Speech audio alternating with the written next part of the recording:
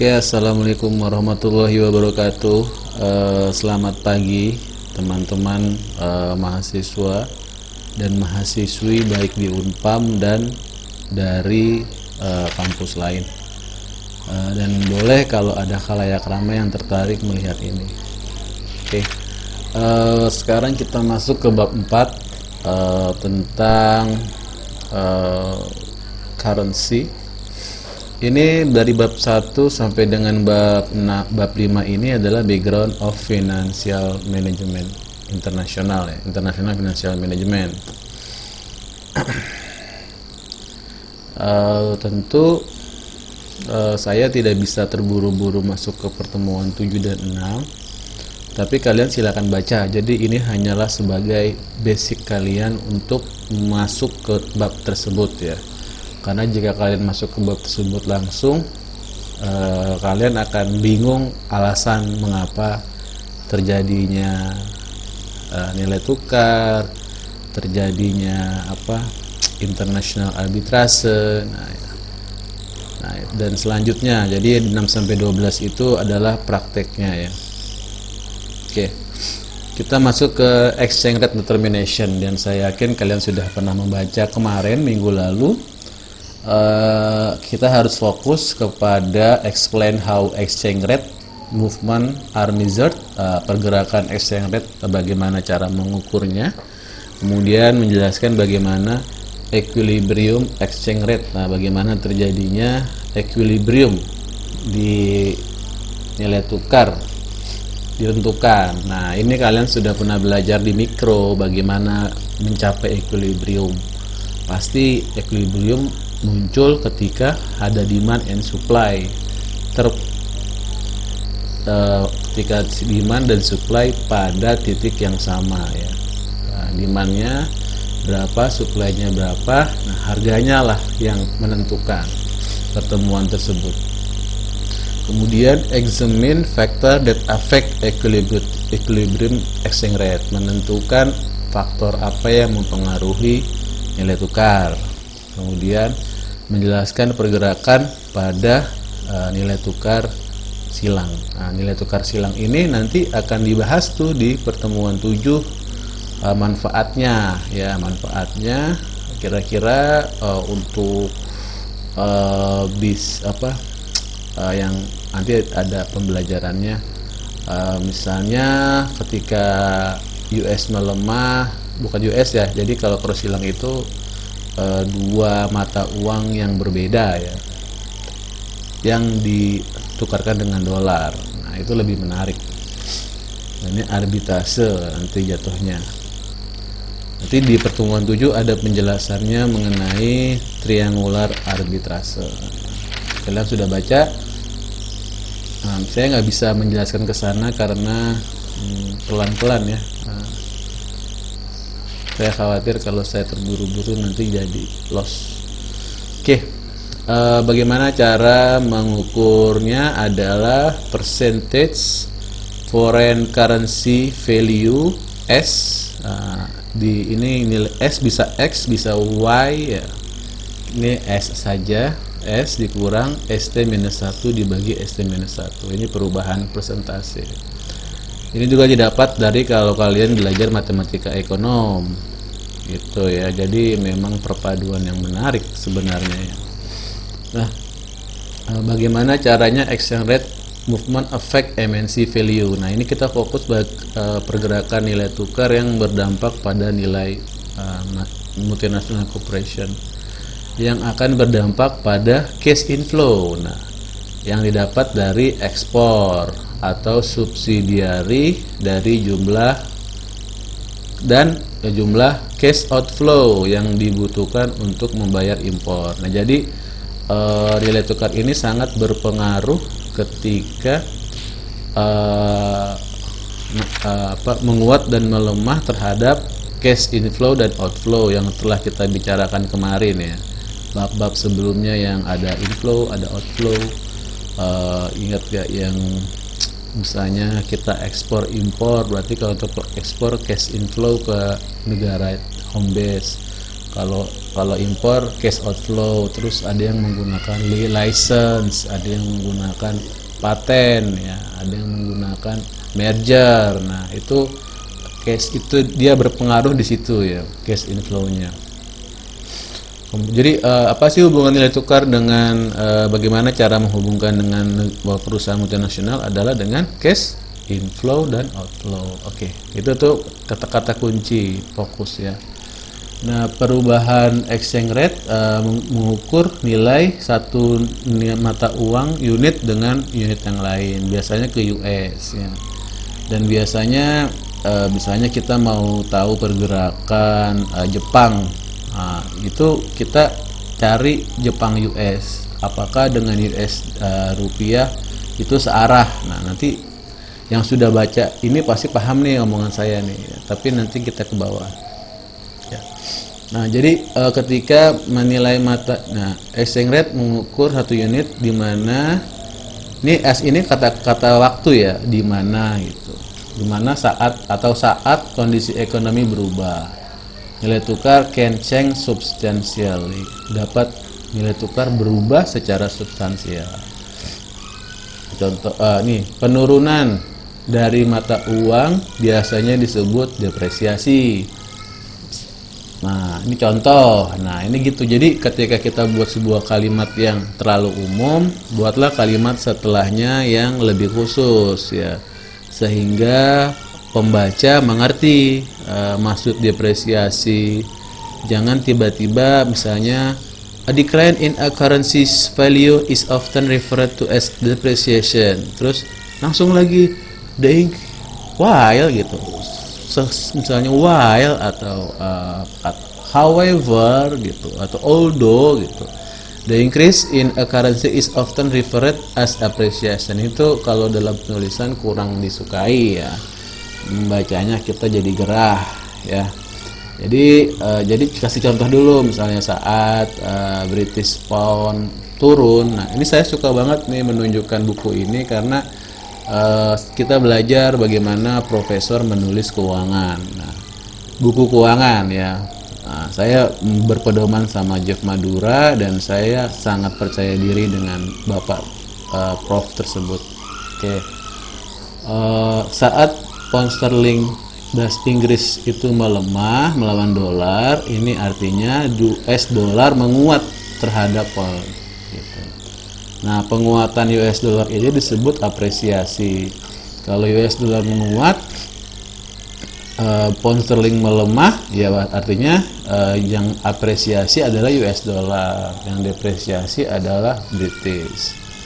Kemudian nah ini waktu nih, jadi dia ngasih spot waktu, contoh waktu agar lebih jelas. Saat foreign exchange spot rate itu adalah tingkat nilai tukar saat itu memiliki ini kata petunjuk spesifik to specific point in time are compared. The spot rate baru dengan tanggal terbaru didenotasikan, denotasi tahu ya, konotasi denotasi artinya diartikan secara harfiah SS and the spot rate at the earlier data, dan spot rate dari data sebelumnya didenotasikan sebagai ST-1. Yang menarik ya, pasti sudah bisa. Oke, saya suka bacanya detail ya. Positive percentage indicate persentase positif mengindikasikan bahwa mata uang itu terapresiasi. Jadi gampang ya kalau misalnya terdepresiasi atau terapresiasi ya, dilihat aja, kalau positif terapresiasi, kalau negatif terdepresiasi. The value of currencies have changed as much as 5% over a 24 hours period. As much as ini sebanyak ya, sebanyak, as well as, sama, as long as ya. Ini pakai much karena ini bahasanya bukan countable noun tapi uncountable. On some days, most foreign currency appreciate against the dollar. Ya, waktu yang kapan tahu ya, itu bahasa Indonesianya. Banyak mata uang terapresiasi melawan dolar, walaupun dalam berbagai level, degree itu level. Di hari yang lain banyak currency terdepresiasi, tapi dengan degree yang berbeda. Jadi kalau kamu bandingkan misalnya Filipina, Indonesia, Singapura. Singapura tuh termasuk ini ya, termasuk mata uang kuat ya, tapi nggak sekuat G7. Thailand, Myanmar gitu, Vietnam dong ya, itu memiliki degree yang berbeda-beda dalam menjalankan ini, bisa positif, bisa negatif. Okay. Ada example yang lebih asik ya, kalian bisa baca pelan-pelan. Tapi ya terbatas dengan waktu, saya tidak bisa menjelaskan all of that ya. Gimana sekarang exchange rate equilibrium ini, silakan baca detail. Mungkin saya sebagai masukan, tolong dibaca gitu example itu contoh ya, mudah. Itu membuat kalian lebih berbeda dari yang lainnya. Kalau memang kalian berbicara soal perbedaan, kalian mau buat sesuatu yang wah gitu, maka kalian harus membaca sesuatu sampai ke fokus example-nya. Jadi kalian bisa buat contoh, itu membuat kalian berbeda dari yang lain. Contoh begini, apa itu apresiasi? Definisinya, apa itu depresiasi ya, ketika melemah. Ya udah itu aja, dan semua orang juga tahu. Tapi coba kamu buat kalau misalnya pergerakannya positif, apakah apresiasi ataukah depresiasi? Nah, itu walaupun semua orang juga udah tahu ya, tapi terlihat kita sudah mulai fokus ke lebih detail. Ya. Nah, itu yang membedakan kita dengan orang lain ya, walaupun yang pasti itu orang semua udah tahu ya. Oke. Coba kita fokus lagi, kita hubungkan nilai tukar uang dengan MNC. Jadi kita fokus sekarang dengan MNC ya. Kita lihat di sini value Canadian dollar, monthly in change, value euro, monthly in change in euro. Pasti semuanya dihubungkan ke dolar ya. Jadi mata uang itu semuanya kalau melihat pergerakannya Canadian dolar. Sebentar. Ini Canadian dollar, value euro dolar, pasti didolarkan semuanya.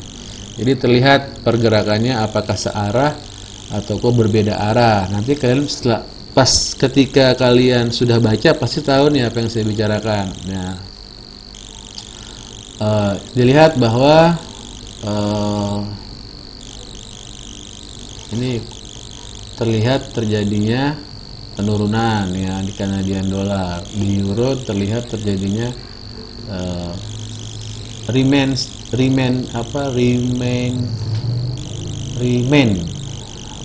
tetap gitu ya, state ya. Jadi ini 1,18 1,17, jadi pergerakannya sepertinya berada pada situ-situ saja ya, kembali ke semula.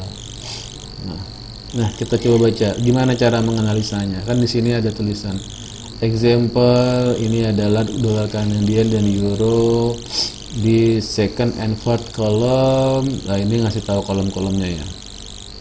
Oke. Pergerakan di euro typically larger, besar, regardless of direction dan movement in the Canadian dollar, regardless of direction. Ini perbandingan ya, lebih besar daripada Kanadian. Oke. Standar deviasi dari pergerakan nilai tukar setiap currency ditunjukkan pada tabel di bawah. Oke, nggak apa-apa. Kalau dilihat ya di sini menguat di Februari, melemah di Maret, melemah di April, melemah di Mei, menguat lagi dan melemah lagi. Terlihat bahwa dalam sebulan ini dia menguat 1,04% ya. Kalau ini melemah ya, bahasanya melemah ya. Menguat gitu. Jadi kalau nilai tukar kalau memang sudah tahu, gak usah lagi negatif positif gitu, masuk saja semua tahu. Kalau misalnya positif berarti menguat berarti positif. Ini menguat 2,31% terhadap dolar ya.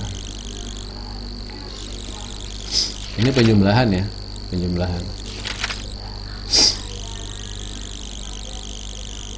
Apa nih? Oh, ini standar deviasi, ini standar deviasi berarti ini dijumlahkan dulu, kemudian dikurang di rata-rata, baru tiap data dikurang rata-rata, dikuadratkan, dijumlah, dibagi N, diakarkan.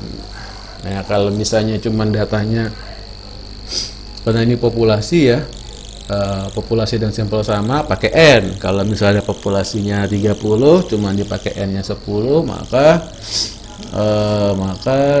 itu N-1 ya.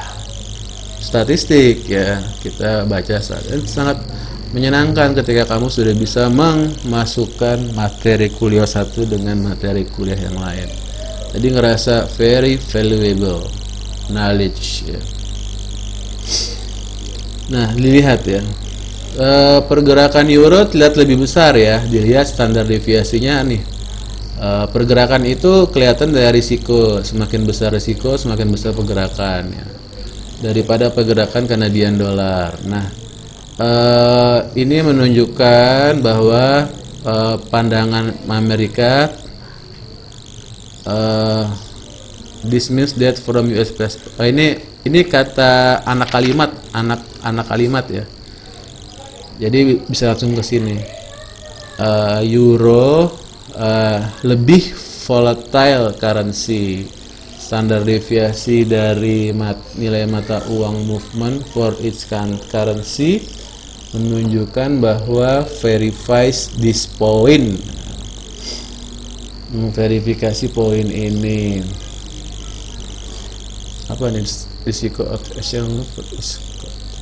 Oh iya ya, itu ini membuat kalimat yang lebih menekankan. Standar deviasi seharusnya mengaplikasikan persentase pergerakan, bukan nilai ya, ketika membandingkan volatilitas antar mata uang.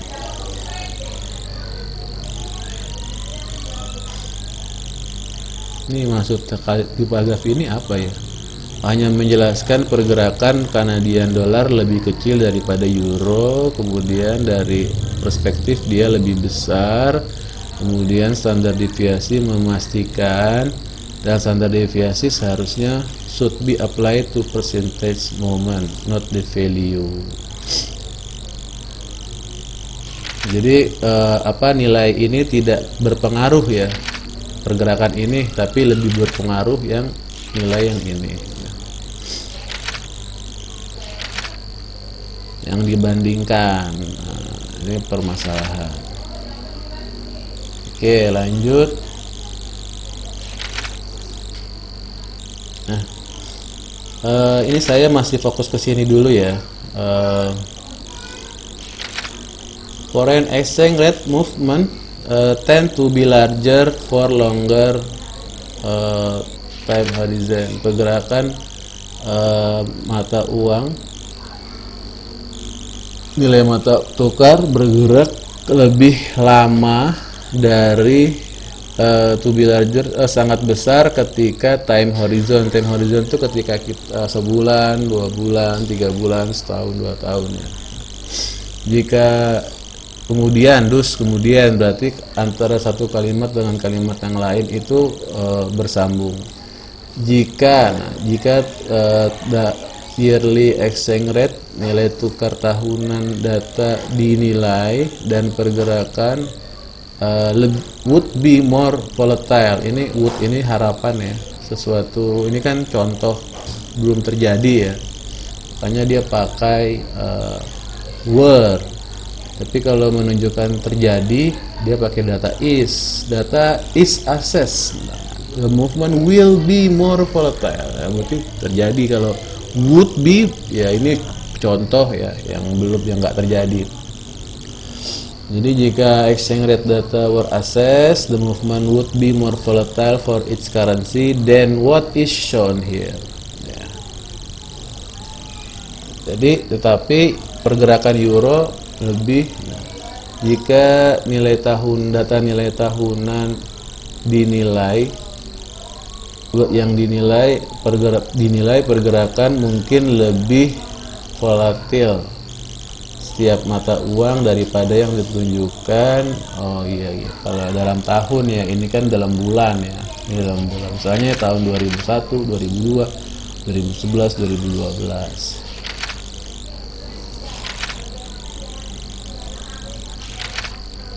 Oke, lanjut ya. Saya masih bahas ini nih karena mengkorelasikan sama perusahaan. Nanti kita tinggal lompat-lompat, kalian bisa paham sendiri ya. Kemudian tetapi pergerakan euro tampaknya lebih besar lagi volatilitasnya atau risikonya ya. Risiko itu artinya min max-nya tuh lebih besar. Jika daily exchange rate, pergerakan daily dinilai, ini kan tahunan dibandingkan dengan data harian, tetap apakah pergerakan akan lebih sedikit volatilitasnya daripada setiap mata uang daripada yang ditunjukkan pada tabel di atas. Tetapi pergerakan euro kelihatannya akan lebih volatilitas. Review dari exchange rate movement is important. Nah, jadi kalau yang nanya berapa pentingnya sih nilai tukar terhadap MNC, ini penting, is important to an MNC that. Nah, ingat setiap satu kalimat itu cuman ada satu verb, satu kata kerja, makanya menggunakan kata conjunction. Di sini conjunction. That, which, who ya. Kan conjunction ya, apa ya namanya? Which, who, that, where, what gitu ya. Jadi setelah itu menggunakan kalimat sambungan that. Ini namanya objective clause ya, objective clause ya. Ini menggunakan clause ya. With satu clause di dalam kalimat bisa menggunakan dua clause. Will, ini namanya kalimat bertingkat. Nah, kalau bahasa Indonesia ya. Karena tanpa ada kalimat awal, maka kalimat keduanya tidak bisa berdiri sendiri. Saya membuat kalian memahami ini dulu, cara baca kalimatnya. Will need to obtain, mendapatkan mata uang asing di beberapa hari, dan wants to assess the possible degree movement ya. Jadi review dari nilai mata uang harian sangat penting buat MNC yang akan membutuhkan untuk mendapatkan nilai mata uang beberapa hari dan untuk menilai kemungkinan pergerakan di masa yang akan pada periode tersebut. Nah, review annual exchange rate movement would be more appropriate. Nah, lebih bagus untuk MNC yang memiliki hubungan perdagangan internasional setiap tahun and want to assess the possible degree movement on yearly basis. Yeah. Many MNC review exchange rate based on short term and long term horizon. Nah, ini jadi nanti setelah kalian UTS ini kalian akan kan sekarang kan belajar tentang nilai mata tukar nih. Nah, nilai tukar ini akan direview untuk melihat possibility, kemungkinan terjadi, dan untuk melihat long term horizon dan short termnya yang mereka harapkan untuk engage itu engage bertunangan ya. Apa ya, saya cari translate Google aja ya, biar bisa. Coba saya cari translate Google apa tepatnya engage ya.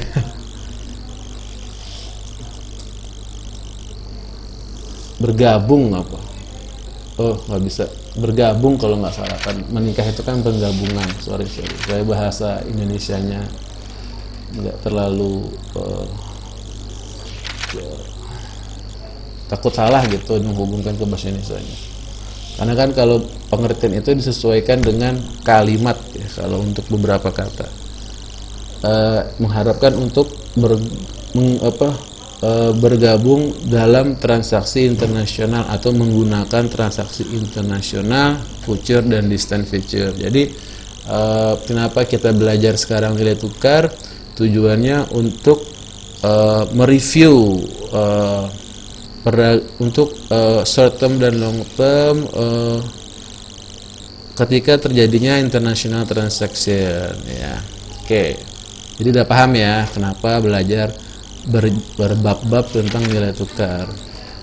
Nah, exchange rate seperti tahu ya, exchange rate ya berarti demand currency dan supply currency. Terjadi demand dan supply. Yang sebelah sini kita udah mulai nih, cepet nih ya. Coba saya baca satu. Waktunya cuma 50 menit nih, saya mau simpan ini, nggak lama-lama ya, tidak lama-lama.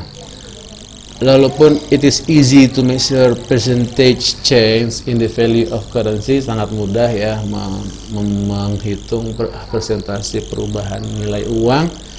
Ini lebih susah dijelaskan mengapa nilai berubah atau meramalkan bagaimana perubahan ini ke depan. Nah, ini adalah kesulitan-kesulitan. Ada yang tanya kenapa sih, apa sih permasalahan nilai tukar? Nah, ini bisa dijawab oleh profesor itu, ada di buku It is more difficult to explain why the value change. Bagaimana nilai berubah dan bagaimana meramal. Nah, untuk mencobanya maka kita harus melihat tujuannya tentang maka perlu nilai tukar equilibrium harus dipahami dulu sebelum yang berdampak pada equilibrium, tingkat equilibrium. Ya, sebelum mempertimbangkan mengapa nilai tukar berubah, realize that exchange rate at a given point in time represent ya, perubahan nilai tukar at a given point in time represent the price of a currency or the rate at which one currency can be exchanged for another, while the exchange rate always involve two currency. Our focus is US perspective ya. Oke, dia sebelum mempertimbangkan mengapa exchange rate berubah, maka ini ditentukan dulu waktunya kapan, terus menggunakan perspektif US ya. Dan exchange rate any currency refers to rate exchange to US dollar unless specified otherwise. Oke. Unless specified, kecuali spesifikasi yang lain. Like another product sold in market, the price of currency determined by demand. Nah, harga dari nilai mata uang ditentukan oleh permintaan dari currency relative to supply. Kemudian dari masing-masing kemungkinan harga dari British pound, there is a corresponding demand for pound and a corresponding supply for pound of sale at any point in time. Ini kalau bahasa Inggrisnya ada kayak gini, at any point in time ya. Nah, coba tanya sama guru bahasa Inggrisnya, kenapa dia selalu pakai point-point gitu di time. The currency should exhibit the price that which the demand for that currency is equal to supply. Mata uang seharusnya menggambarkan harga yang permintaan pada mata uang tersebut sama dengan supply ya. Jadi nilai tukar itu equal, harus currency sama demand. Nah, kita lihat saja 42 ya. Quantity of demand ya.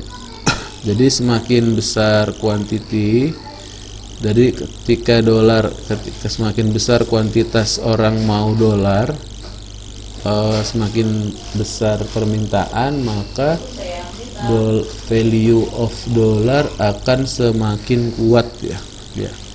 Kan ini negatif ya, jadi semakin besar kuantitas. Jadi misalnya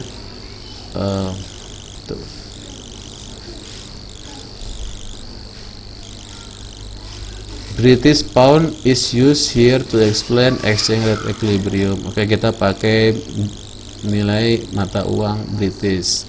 United Kingdom has not adopted the euro as its currency and continues to use the pound. Jadi Kingdom ini nggak pakai euro, tapi pakai pound sterling. Hypothetical number would be generated under various possibility for the exchange rate. Ceteris paribus ya. At one point in time there is only one exchange rate ya. Jadi ini seolah-olah cuma satu waktu, cuma ada dua mata uang tuh, itu seolah-olah ya. The exhibit shows the quantitas pounds that would be demanded at various exchange rate. Oke, ini masih umum nih. The demand schedule is downward sloping. Jadi hubungannya permintaan itu adalah negatif. Semakin banyak permintaan, maka dolar akan terapresiasi, gitu ya. Terapresiasi ini artinya di sini misalnya berapa, di sini jadi menguat ya, ke bawah. Jadi terapresiasi itu adalah ketika ke bawah. Semakin banyak permintaannya, maka harga akan semakin murah. Nah, murah ini berarti terjadi apresiasi. Ya, harusnya 1,6 per 1 euro menjadi 1,5. Nah, yang murah yang mana? Yang murah yang ini. Jadi buat dapetin 1 euro nggak lagi 1,6, jadi 1,5. Jadi gara-gara terlalu banyak permintaan, maka terjadinya penguatan terhadap dolar. Kita baca di sini biar arahnya lebih jelas. The demand schedule is downward sloping because corporation and individual in US will be encouraged to purchase more British goods when the pound is worthless ya. Jadi ketika barang-barang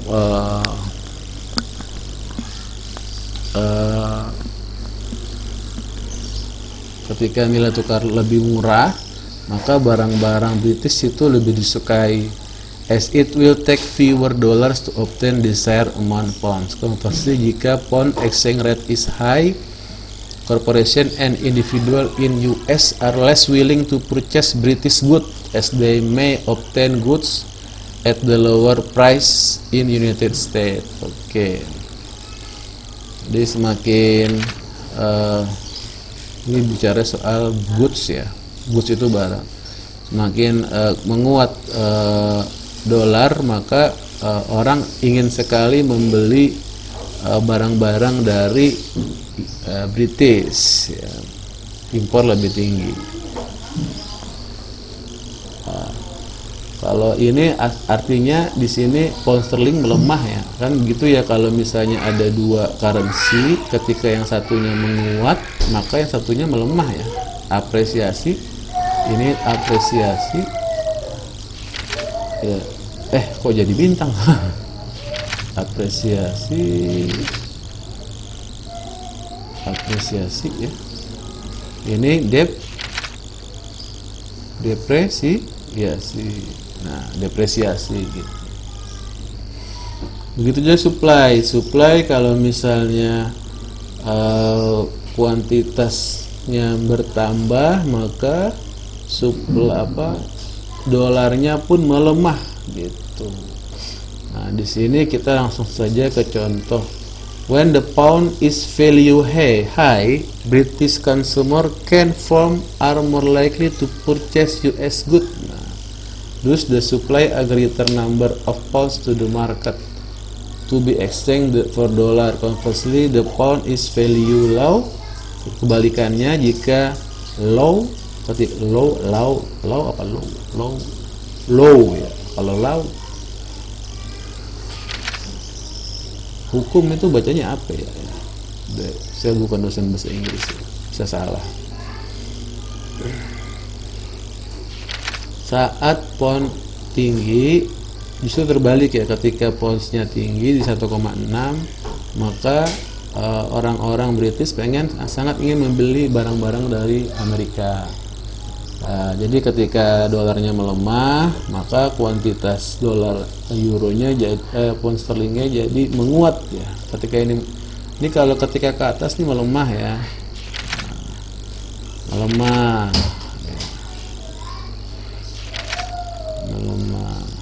Nah, kalau ini goods. Ini kalau ketika begini ini menguat.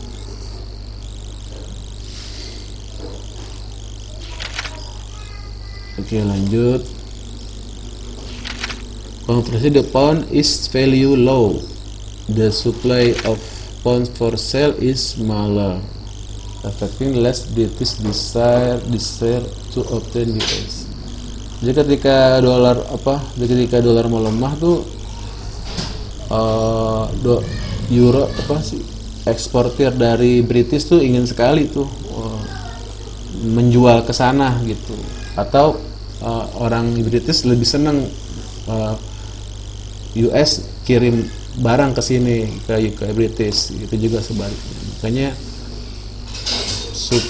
supply schedule British pound for sale, ini namanya kan supply schedule British ya, demand schedule British. Jadi demand tuh terjadi ketika kalau ini bahasanya ini ketika impor demand. Atau kalau ekspor supply. Jadi untuk supply, ekspor, impor, demand ya. Oke.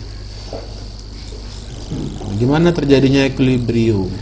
The demand and supply schedule for British pound are combined di X44 at an exchange 1,5. The quantity of pound demanded would exceed the supply pound for sale ya. Pound jadi lebih bisa dijual ketika jadi semakin mahal semakin terapresiasi ya suatu mata uang, maka yang terapresiasi itu lebih cenderung mengimpor ya, dan itu namanya demand. Saya mau demand nih pound karena kan lebih murah gitu. Dan dari pound sterling sendiri dia lebih senang kalau ketika mahal. Oh banyak nih pesanan dari Amerika nih karena murah, maka kita akan menaikkan nilai mata uang gitu. Maka karena terlalu banyak orang mengimpor dari US, maka nilai mata tukarnya akan menguat gitu ya, nilai tukar dari pound sterling ya. Lanjut. Jadi quantity of pound demanded would exceed the supply pada rate 1,5 ya. 1,5. Kalau 1,5 maka supply dan demand ada selisih. Ada selisih di sini yang tidak disetujui ya. Demand pengennya 1 pound sterling 1,5 ya, demand. Supply juga pengennya 1,5, tapi nggak semua yang stockholder di sana mau bertransaksi di angka 1,5. Jadi banyak yang tidak ikutan ya, karena terlalu sedikit, atau bisa dibilang tidak terjadinya. Kalau kayak gini nih namanya terlalu lebih banyak permintaan daripada penawaran, maka harganya akan bergeser. Kalau misalnya mau disetujui pada harga 1,5, maka akan terjadi pelemahan nilai tukar di sini. Kalau misalnya maksa di sini nih ada transaksi, maka dolar itu akan melemah sampai 1,65 misalnya. Nah, karena terlalu maksa. 1,65. Nah, jadi kalau misalnya demand-nya itu pada sini ada garis supply warna merah aja ya, saya pilih biar sama.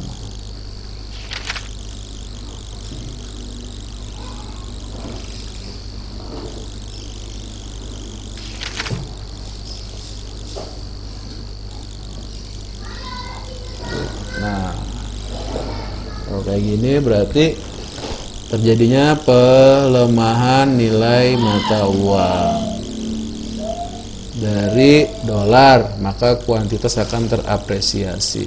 Itu ya.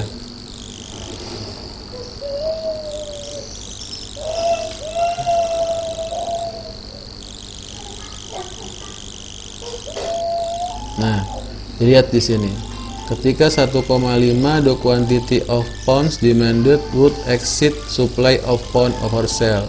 Consequently, the bank that provide foreign exchange service would experience shortage. Nah, bank yang menyediakan mata uang akan mengalami kekurangan dari pound sterling saat terjadinya pada nilai tukar, ya. At exchange rate 1,6, kuantitas pound demanded would be less than supply. Maka supply bank ini terlalu banyak memiliki surplus dari, kalau ini kan bank ya, kepemilikan bank, surplus dari pound sterling. Kalau misalnya suplainya kebanyakan, maka terjadi surplus. Kalau misalnya suplainya kedikitan, maka terjadi defisit. Nah, biasanya kalau terjadi defisit, maka harus minjam. Kalau misalnya surplus, nah, itu ya. Lanjut lagi, kita baca lagi pelan-pelan ya. Pada nilai tukar 1,6, kuantitas pound yang diminta lebih kecil dari supply. Ketika permintaan dan penawaran lebih kecil, ketika permintaan lebih kecil dari penawaran, maka bank yang menyediakan jasa nilai tukar would experience memiliki surplus yang lebih banyak, ya, dari exchange rate. Kalau misalnya demand lebih besar daripada supply, maka consequently bank yang menyediakan nilai tukar memiliki sedikit pound that exchange rate. Jadi kalau misalnya supply-nya cuman supply-nya misalnya nilai tukar 1,5, bank itu hanya bisa memberi supply segini gitu. Sedangkan karena murah permintaannya segini, jadi susah gitu. Dan kalau misalnya dibikin murah gitu, maka permintaannya juga segini nih. Nah, tapi kalau misalnya 1 euro 1,6, yang nawarin banyak, ya, artinya bank ini punya banyak uang di bank, tapi yang minta sedikit gitu. Makanya terjadi depresiasi. Ya, untuk ini bisa dilihat ya. Saya nggak bisa lama-lama. Nah, menjelaskan mungkin bisa ditanya. Jadi surplus dan shortage dari bank itu bisa dilihat dari supply demand, ya. Ketika terlalu shortage, maka tidak akan bertemu tuh antara pembeli dan penjual, artinya nilai tukar akan tidak akan terjadi gitu. Oke, lanjut. Faktor yang merubah nilai tukar, ya, mempengaruhi nilai tukar akan dipengaruhi merubah waktu as supply and demand schedule change, ya. Ketika terjadinya perubahan permintaan dan penawaran, faktornya itu adalah perubahan inflasi dari kedua negara, terus bunga, kemudian income level, terus government control, kemudian ekspektasi pada future exchange. Nah, ini diharapkan kalian kalau tahu ini sih, semua orang juga tahu ya, bisa lihat berita ya. Tapi permintaan saya yang kalian baca itu bukan itu, tapi misalnya ketika US memiliki inflasi lebih rendah daripada Indonesia nih misalnya, kira-kira apakah nilai tukarnya lebih lemah? Apakah nilai tukar lebih lemah, melemah, atau lebih menguat gitu. Nah, itu adalah jawaban kenapa terjadinya menguat dan lemah di equilibrium sebelah sini ya. Nah, ini kan ada, saya bilang ini saat menguat dan melemah bagaimana ya cara melihatnya gitu. Tadi kan Pak Iman bilang kalau misalnya terlalu banyak terus ini permintaannya, maka dengan kuantitas yang segitu maka harga akan naik gitu, dan akan bergeser ke kiri. Tapi bagaimana ya, kok bisa tiba-tiba bergeser ke kiri suplainya?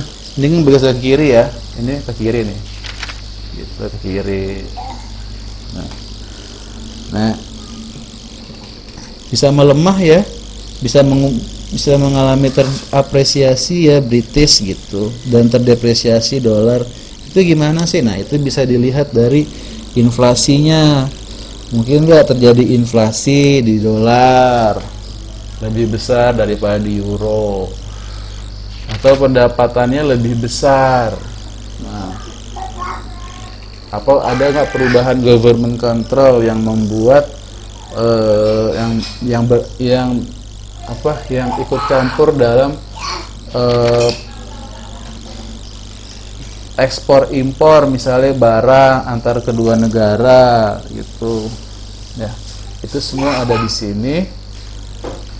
Ekspektasi apakah naik atau turun. Kalau ekspektasi naik maka orang cenderung membeli. Tapi kalau misalnya membeli berarti kemungkinan akan naik ya. Oke, baik. Terima kasih. Sudah 47 menit. Ini adalah bisa kalian baca relative income level. Saya akan coba untuk pelan-pelan ya, tapi terlalu pelan makan waktu banyak. Contoh seperti ini nih, saya tidak terlalu jelasin lebih ini ya. Karena waktunya nggak bisa lama-lama. Saya coba ya. Perubahan inflasi dapat berdampak pada perdagangan internasional yang mengubah demand and supply currency, dan merubah nilai tukar. Ya, contohnya misalnya jika inflasi meningkat, maka rather than US inflation, jika British inflasi meningkat, maka terjadinya kekuatan yang berlawanan. Ya gitu bacanya. Consider how demand supply schedule display di 44.4 ya. Ya, would be effect if US suddenly increase substantially. Jadi ketika inflasinya US naik, sementara inflasi Inggris remain the same, sama, bahwa diasumsikan British dan US firms sama-sama melakukan menjual barang ya. Ya, jadi ini kalau dua-duanya jual barang ya, that can serve as substitute for each other. This penaik inflasi. Jadi agak aneh sih ketika orang ekspor impor dan itu substitute. Oke, baik, bener. Jadi US ekspor barang yang nggak ada di British, dan British ekspor barang yang itu kok sama. Agak aneh sih kalau international transaction itu sama-sama punya barang yang sama terus saling jual beli gitu. Itu agak cukup aneh sih. Harusnya complementary ya. Complementary artinya barang yang nggak ada di US pasti British bisa ekspor gitu, sedangkan barang yang nggak ada di ini pasti British bisa impor gitu. Yang tadi comparative advantage. Sudden jump, tiba-tiba inflasi di US lompat ya, dan menyebabkan peningkatan pada permintaan US untuk nilai mata barang Inggris, dan kemudian menyebabkan permintaan British pound lebih besar. Nah, permintaan British pound lebih besar akan membuat, in addition, the jump in US inflation should reduce British desire US good. Nah, karena inflasi yang tinggi, maka British jadi nggak mau impor gitu, sehingga therefore reduce supply pounds for sale. Nah, gitu. Jadi nggak ada orang mau beli dari Inggris ke US. This market reaction that provide equilibrium, there will be shortage pound in foreign exchange market. Ya, karena orang Inggris tidak mau impor, membeli barang US, maka supply dari Inggris pound itu menurun ya. Sedangkan permintaan pound itu meningkat. Nah, ketika supply pound menurun dan permintaan meningkat, maka equilibrium akan berpindah dari kanan ke kiri ya, ke atas ya, karena supply pound itu kalau misalnya orang Inggris membeli barang dari US, itu artinya supply pound. Kayak misalnya Indonesia beli barang ke US nih, itu supply rupiah gitu. Nah, tapi terus Amerika beli barang ke Indonesia, itu supply US gitu ya. Tapi kalau misalnya menjual tuh demand. Nah, oke. Jadi kalau dilihat di sini, saya ulangi bahwa jika saya kehilangan konsentrasi nih, anak saya sedang nangis. Karena karena orang US ingin sekali membeli dari British karena murah, maka terjadinya supply US ya, US-nya terlalu banyak, sedangkan orang Inggris tidak mau membeli, jadi supply demand-nya sedikit. Supply Britishnya sedikit. Nah, kalau supply Britishnya sedikit, maka terjadi saya jadi kehilangan konsentrasi. Sorry to say. Saya ulangi lagi sebagai penutup ya.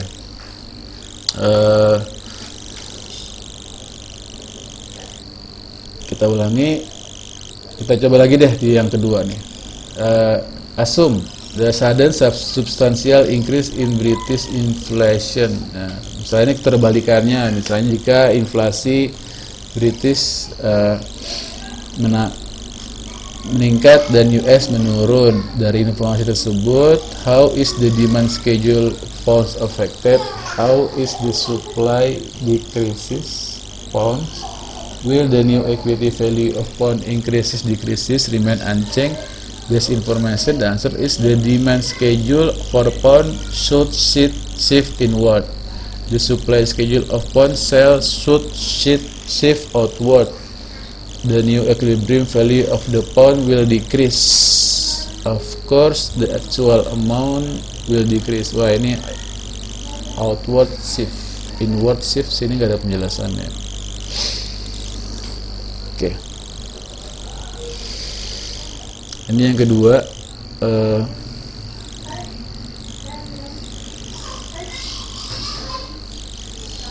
terjadi pelemahan. Oke, lanjut interest rate. Interest rate affect investment. Jadi kalau inflasi itu lebih ke goods, kalau interest rate lebih ke investasi ya. Diasumsikan US interest rate naik sementara interest rate turun tetap di British. Pada kasus ini US investor will likely reduce their demand for pound. Ya, ketika British lebih rendah daripada US interestnya, maka investor US mengurangi permintaannya terhadap pounds, sehingga US rate are now more attractive. Jadi US dollar karena permintaan poundnya menurun, ketika permintaan poundnya menurun maka US menguat ya kan. Kalau misalnya kan kalau demand, permintaan itu demand ya. Jadi kalau misalnya permintaannya menurun ya dari sini ke sini atau dari sini ke sini, maka dia permintaan harusnya ini ya, permintaan menurun jadi melemah. Ya, ketika permintaan menurun maka ke atas ya, maka untuk dapetin $1 itu menjadi 1,55 enggak. Kayaknya salah baca tabel. Oke, lanjut yang ini dia. Oke, jadi ketika nilai permintaan terhadap British itu menurun, jadi tingkat suku bunga US lebih atraktif daripada British rate, sehingga orang lebih tidak tertarik ke deposito di British karena US rate will now look lebih atraktif daripada British to British investor with excess cash. The supply of pound for sale by British investor should increase. Jadi karena orang udah nggak mau nyimpen lagi di Inggris, jadi dia punya banyak uang, terus dia meningkat. Jadi cash dia banyak, jadi dia pengen sekali mendepositokan United States. Nah, oleh karena itu inward shift in demand for pound and outward shift in supply pound. Di sini inward outward ini nggak ada penjelasannya ya, gimana inward shift. Nah, kita coba inward shift ya. Agak ini nih, bahasa yang nggak ada internet.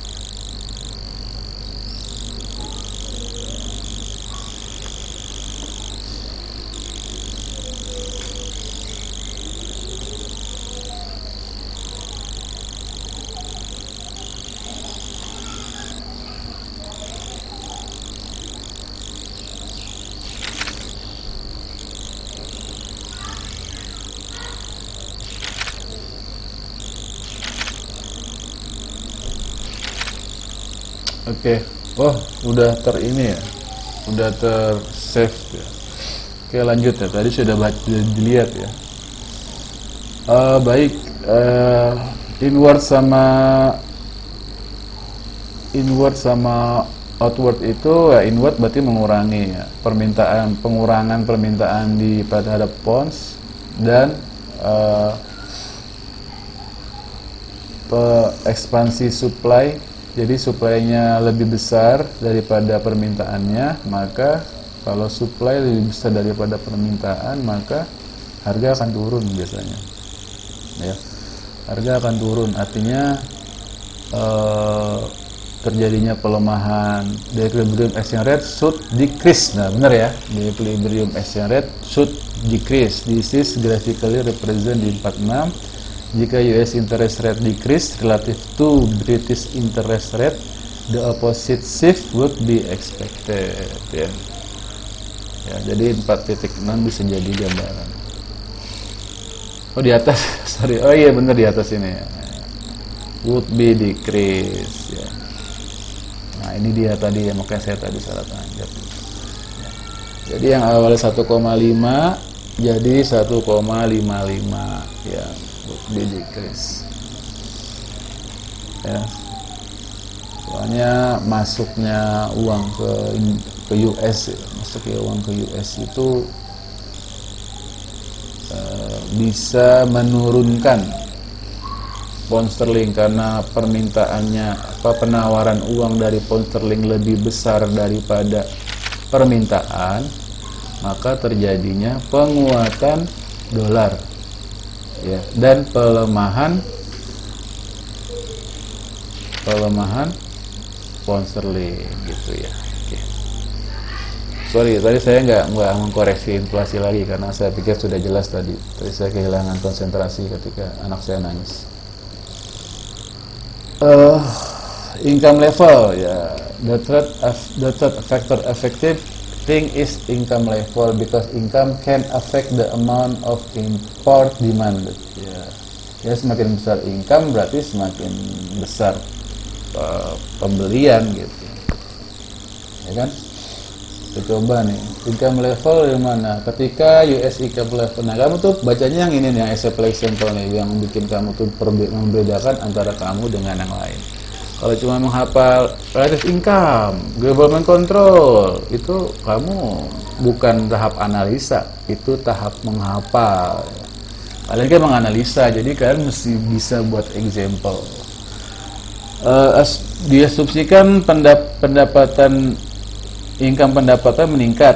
Nah, sementara di US, di Inggris menurun, tetap sama. Berarti biasanya sih impor lebih besar ya kan, impor lebih besar. Consider the impact of scenario, demand schedule profile, pounds, the supply schedule for sale, the equilibrium exchange rate.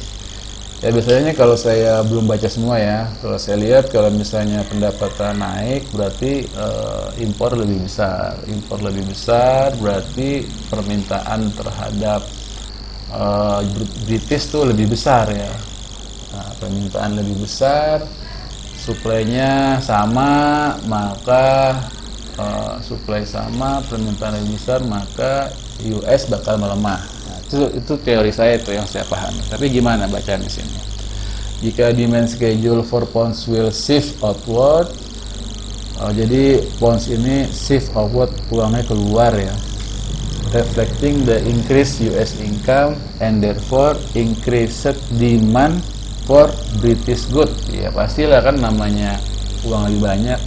Kedua, supply schedule of pounds for sale is not expected to change ya, karena kan supply itu tidak berubah kan, karena dia income-nya sama saja ya. Therefore equilibrium akan naik ya. Jadi akan melemahkan US dollar ya. Jadi kalau income levelnya lebih tinggi daripada antara satu dengan yang lain, maka akan melemah ya karena impor ya. Karena demand naik, supply nggak naik ya, supply ya. Ketika kita mau membeli barang dari British nih, maka demand kita terhadap British itu lebih besar gitu. Atau kita US, kita mau beli barang, maka kita menambah demand tuh ke pound sterling gitu. Tapi kalau misalnya nggak ada perubahan impor dari sana, maka dia tetap sama nih supply-nya gitu. Akhirnya kecuali kalau misalnya dari sana juga meningkat. Nah, Kalau sana juga meningkat, ini juga meningkat, nah itu tetap sama, remain stand. Bahkan kalau lebih besar pound sterling yang meningkat, maka akan menguat gitu. Kalau misalnya dia Inggris lebih banyak beli. Lanjut, government control. 4, government control itu mempengaruhi exchange rate, misalnya imposing, memberikan hambatan perdagangan, memberikan hambatan nilai tukar, mempengaruhi nilai tukar beli jual di pasar nilai mata uang, mempengaruhi variabel seperti inflasi, interest rate, dan income level. Nah, chapter 6 cover the activities in detail ya. Jadi chapter 6 itu menjelaskan tentang government control ya. Itu jadi yang kemarin kalian baca itu adalah chapter 6 itu government control saja ya. Jadi bagaimana nih cara bacanya? Oke, baik. Kalau misalnya menghambat berarti kan biasanya menguatkan ya, selalu gitu tuh. Jadi kalau pemerintah itu biasanya selalu ketika nilai tukar melemah dia menguatkan, emang begitu kan, mempositifkan. Jadi contoh kalau di sini example dibaca saja. Interest rate terus US interest naik daripada nilai tukar British, nilai tingkat suku bunga British, reaksi harapan meningkat di British supply bonds for sale to obtain more US. Jadi lebih banyak orang menawarkan bondsnya ke US. Jadi dia mau tukar ke US. Jika British government nggak kasih pajak yang tinggi pada pendapatan interestnya untuk investasi foreign, this could discourage exchange of pound of dollar. Dan jika tidak diberikan pajak, maka orang berbondong-bondong mau ke US gitu. Kenapa? Ngapain? Kan mau nabung di sana, ngapain nabung di sini gitu ya. Jadi dia termasuk menghambat. Ekspektasi, the fifth factor affected exchange rate, market expectation is future exchange rate. Like other financial market, foreign exchange market react to any news that may have future effect. News of a potential surge in US inflation may cause currency traders sell dollar, anticipating a future decline, then respond place immediate downward pressure on the dollar. Many institutional investors, such as commercial bank and insurance company, take currency position based on anticipated interest rate movement in various countries. Oke. Ya, itu ekspektasi. Jadi dari berita-berita ya. Nah, ini bagus nih, ada penelitian skripsinya mengenai berita-berita. Kalau ada misalnya pengaruh berita terhadap nilai saham, nah itu masuk expectation. Jadi itu literaturnya ekspektasi ya. Dan tergantung dari pemain, institusional atau retail investor. Kalau institusional biasanya bank komersial dan insurance companies ya. Jadi kalau misalnya di Indonesia terlalu banyak daripada retailnya ya berarti lebih banyak orang nabung ke bank dan bank nabung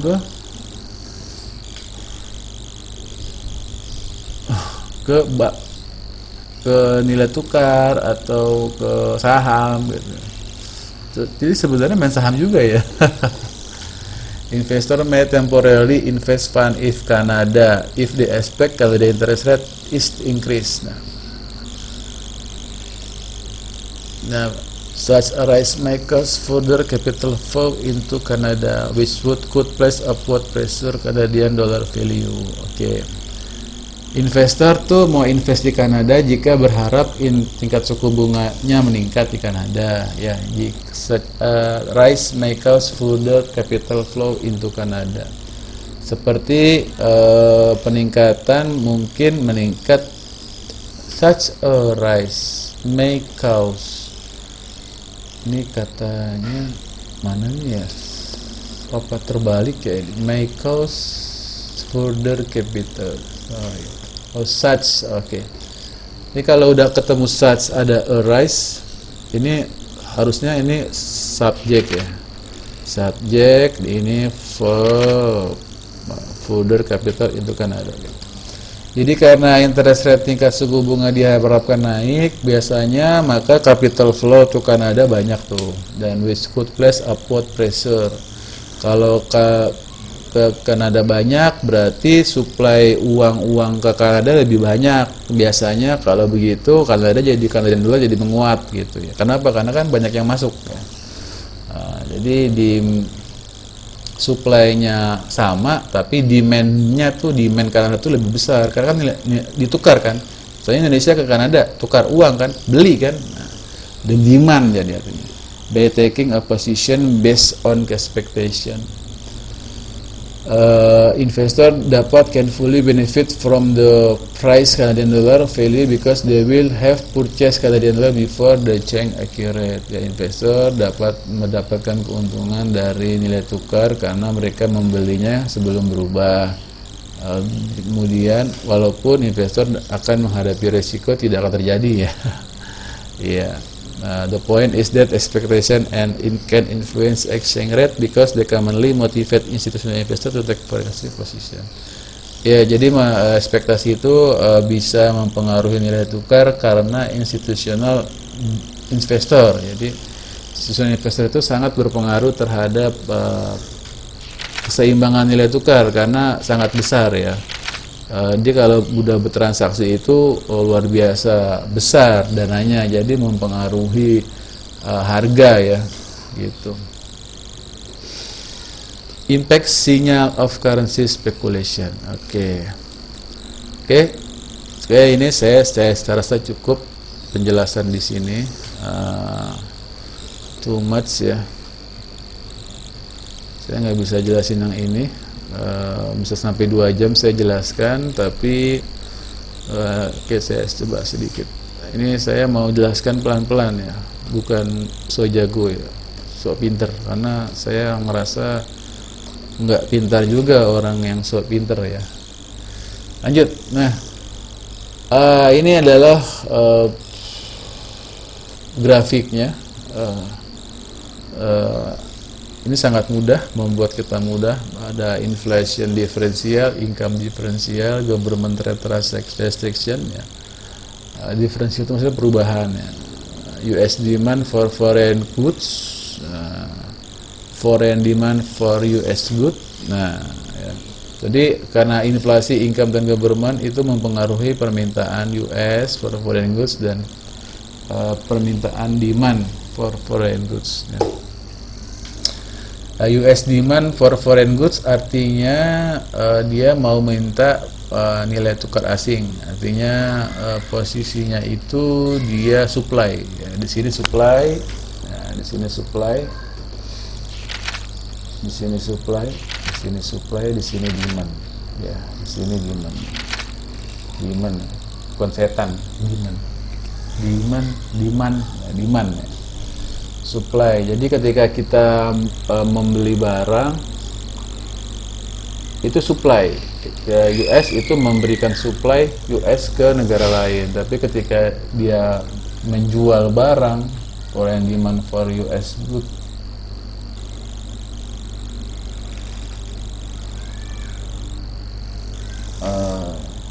ini foreign demand ya, foreign demand. Jadi ini demand. Jadi ketika orang pengen beli dari US, maka itu permintaan US. Jadi nilai tukarnya tuh dia menukar nilai mata uangnya ke US kan. Artinya ini kalau misalnya dia Amerika menjual dolarnya untuk menukar ke nilai tukar lain, berarti kan dia jatuhnya walaupun dia nggak menjual nih, dia menjual dengan dolar, tapi kan nanti setelah di negara lain itu ditukarkan juga kan. Dia menjual dolar, aja supply-nya bertambah. Ketika supply bertambah di sini, ini maka US demand for the foreign currency, supply of the currency for sale, sama. Ini kan Kanadi, kan. US demand for supply of foreign currency. ini satu arah ya. Sorry.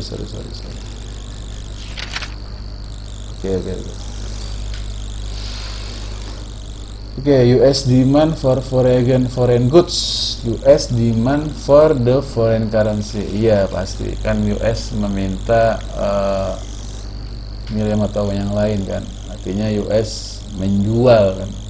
Dia menjual ya, dia jadinya membeli mata uang lain kan. Demand for foreign, iya bener. Ini maksudnya ini supply for US. Ini supply for US dollar, ini benar. Supply for US dollar. Ini kan demand, supply for US dollar berarti demand for foreign currency. Ini demand for US dollar berarti supply foreign currency gitu ya. Udah benar yang tadi. Mungkin saya terbalik-balik bilangnya ya. Ya kalian memahami saja. Sehingga terjadinya perubahan terhadap nilai mata uang ya. Kalau terlalu banyak supply berarti US akan melemah ya. Karena kenapa? Supply bertambah dan ke kanan, demand sama, maka supply maka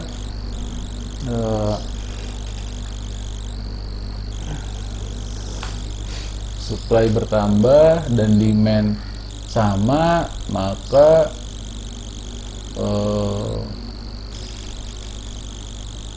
harga akan lebih banyak maka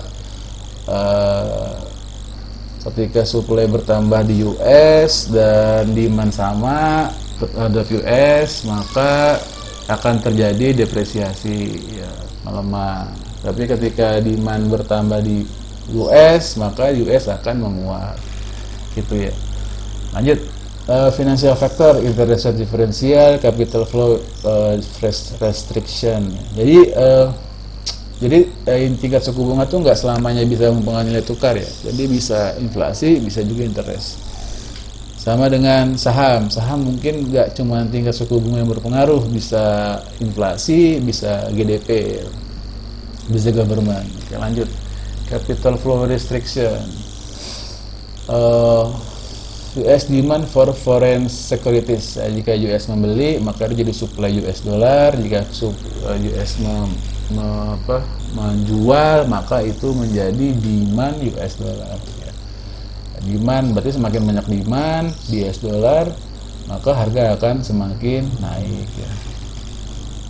Kalau semakin banyak supply, maka harga akan turun. Harga turun artinya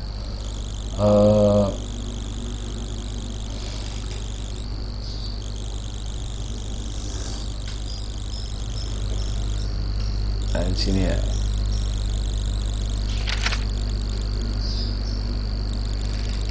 Ya, ini kan garisnya ya, garis. Jadi supply demand nih. Jadi kalau misalnya di sini supply-nya bertambah, US demand supply bertambah, maka gini ya, supply bertambah, demand sama. Maka dia harus supply-nya jadi harusnya segini, bertambah jadi segini, maka dia akan ini demand ya, supply-nya bertambah segini, ini demand. Awalnya segini, tapi sekarang jadi segini, maka dia harus bertambah di sini ya. Kalau supply bertambah, maka terjadinya pelemahan dari dolar ya. Ini misalnya dolar, ini misalnya foreign currency FC lah ya bahasanya, foreign currency F. Nah, jadi ketika supply bertambah ya kan, supply bertambah, sorry ini supply berkurang ya, saya hapus dulu.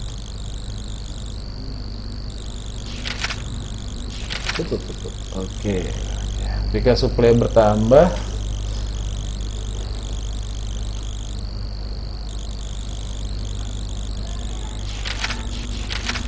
demand sama. Nah, supply bertambah, demand sama.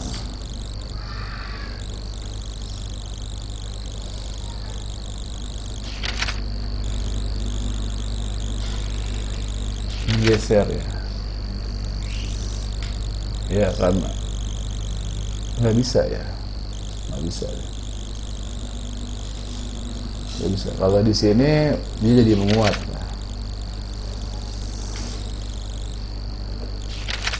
Jadi menguat. Kalau di sini permintaannya bertambah, dia jadi menguat. Tapi kalau misalnya di sini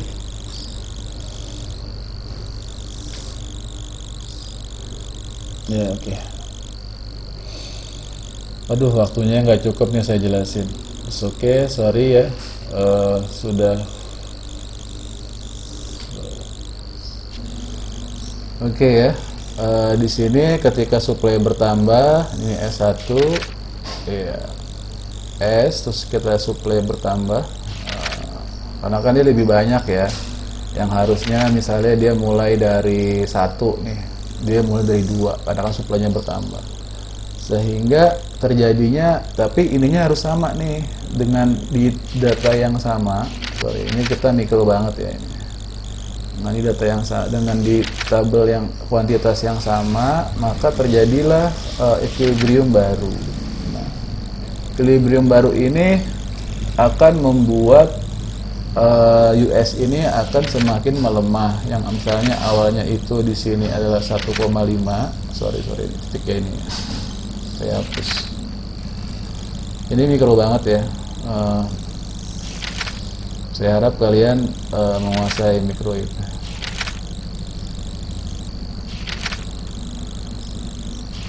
Ya, ini. Maka dia akan naik menjadi ini. Jadi ketika naik maka terjadi pelemahan dari US dollar. Gitu.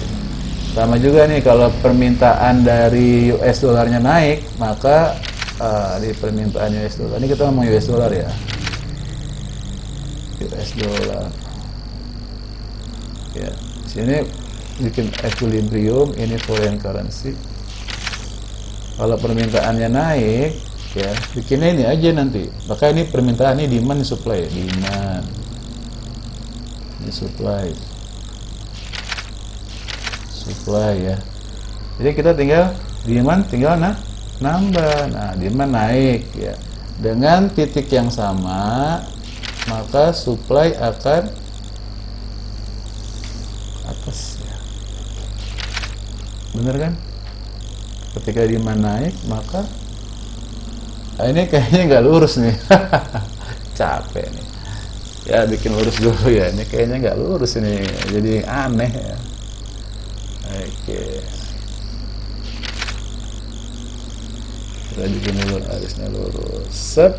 Nah, ini dia baru mantap. Set. Nah, ketika demand ini, kalau garis ini pasti demand ya. Ketika demand naik, maka ketika demand naik dan supply remain steady, kan? Ini jadi supply ini tetap di sini nih. Jadi nggak ada perubahan. Kecuali kalau ada perubahan juga di supply.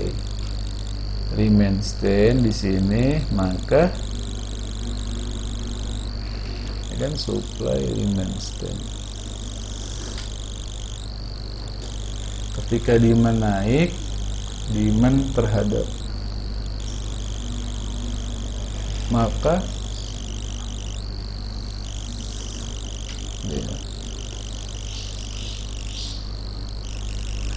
ketika demand terhadap US naik, maka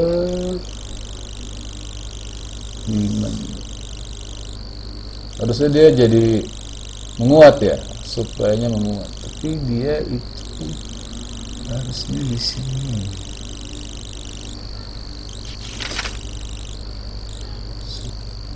Ini ke mikro banget ya. Ketika demand naik, maka demand US, oke, maka akan melemah, benar. Melemah, betul. Demand akan melemah, benar. Ketika supply naik, maka akan melemah juga. Iya, betul. Akan menguat ya. Ketika demand naik, maka akan menguat. Demand US ya, demand US suplainya akan ke bawah. Perubahannya di sini. Kalau kayak gini nih, maksudnya ini yang melemah ini bukan dolar, ini foreign, terbalik ini. Ini terbalik, ini mengalami keterbalikan. Oke. Terima kasih banyak. Kita coba lagi.